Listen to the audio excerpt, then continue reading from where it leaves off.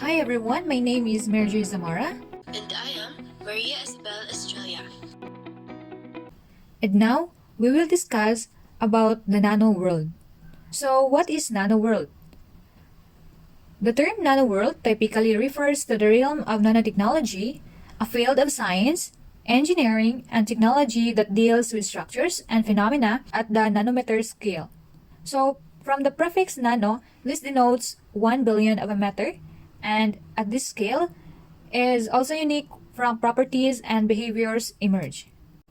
So, in the nano world, scientists and engineers manipulate materials and devices at the nanoscale, often working with structures on the order of atoms and molecules. So, this field has far reaching implications across various disciplines, including physics, chemistry, biology, and material science. Next is nanoscience. Nanoscience is a study of phenomena at the nanoscale, exploring the unique properties of materials when their dimensions are reduced to the nanometer range. Next is nanotechnology. So, what is nanotechnology? Nanotechnology is a very promising field of science activity that continues to inspire and propel our scientists to explore its vast application in our society. So, this field of study has been revolutionizing our society and will continue to do as a nanotechnologist prove the flexibility and durability of nanoparticles in various applications. So, nano research this also involves collaboration among scientists and engineers from diverse fields, leading to innovations in medicine, electronics, energy, and more. And for the last one is nanomaterials. These are materials at the nanoscale that often exhibit properties different from those at the microscopic level, offering opportunities for novel applications. Next, nanoscale. So what is nanoscale? The nanoscale refers to a dimension and the order of nanometers, where 1 nanometer is equal to 1 billion of a meter. At this scale, materials and structures exhibit unique properties and behaviors due to their small size and increased surface area. So, at this nanoscale, this is also a critical domain in the field of nanotechnology, where scientists and engineers work with structures typically ranging from 1 to 100 nanometers. For nanoscale, there are some unique features.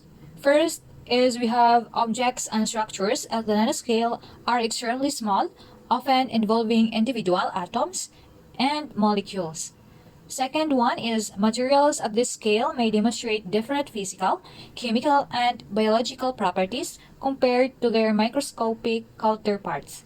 Third is high surface area relative to volume becomes increasingly significant at the nanoscale, influencing reactivity and other properties.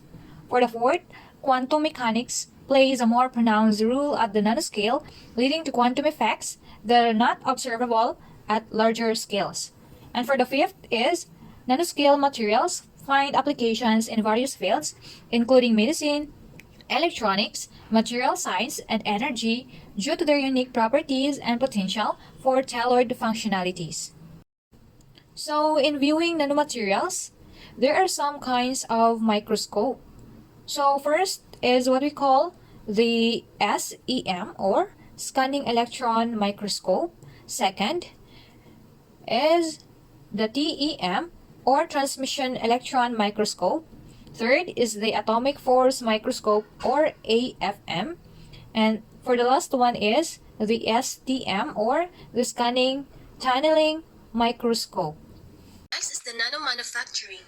It refers to skilled up, reliable, and cost-effective manufacturing of nanoscale materials, structures, devices, and systems.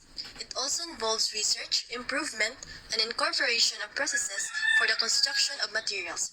Therefore, nanomanufacturing leads to the development of new products and improved materials. There are two fundamental approaches to nanomanufacturing, either bottom-up or top-down. First is the bottom-up fabrication.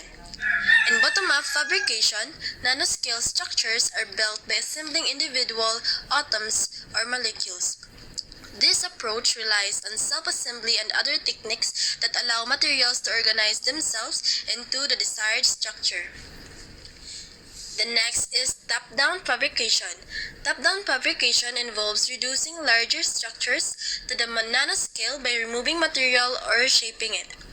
This approach often starts with a bulk material, and processes are used to carve out or manipulate the material until the desired nanoscale structure is achieved. There are new approaches to the assembly of nanomaterials based from the application of principles in top-down and bottom-up fabrication. These include: first is the deep pin lithography. It is a method in which the tip of an atomic force microscope is dipped into a chemical fluid and then utilized to write on a surface like an old-fashioned ink pen onto paper. Next is the self-assembly. It depicts an approach wherein a set of components join together to mold an organized structure in the absence of an outside direction. Next is the chemical vapor deposition. It is a procedure wherein chemicals act in response to form very pure, high-performance films. Next is the nanoimprint lithography. It is a method of generating nanoscale attributes by stamping or printing them onto a surface.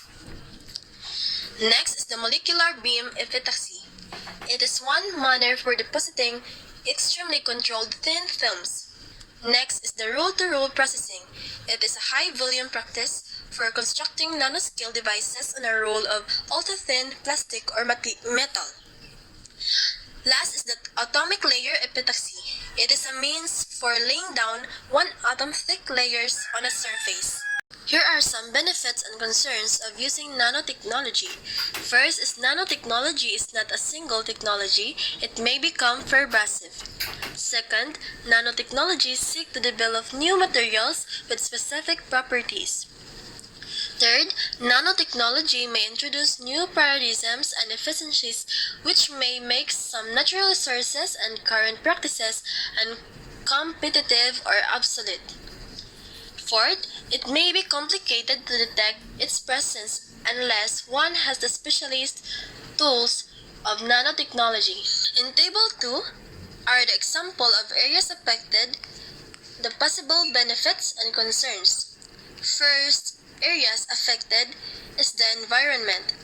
The possible benefits is improved detection and removal of contaminants, and development of benign industrial processes and materials. Its concerns is high reactivity and toxicity, pervasive distribution in the environment, no nanospecific EPA regulation. Next is the health. The possible benefits is improved medicine.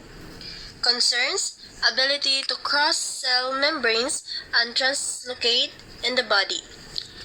No FDA approved needed for cosmetics or supplements. The last one is the economy. Its possible benefits: better products and new jobs. Its concerns: redistribution of wealth, potential cost of cleanups and healthcare, accessibility to all income levels.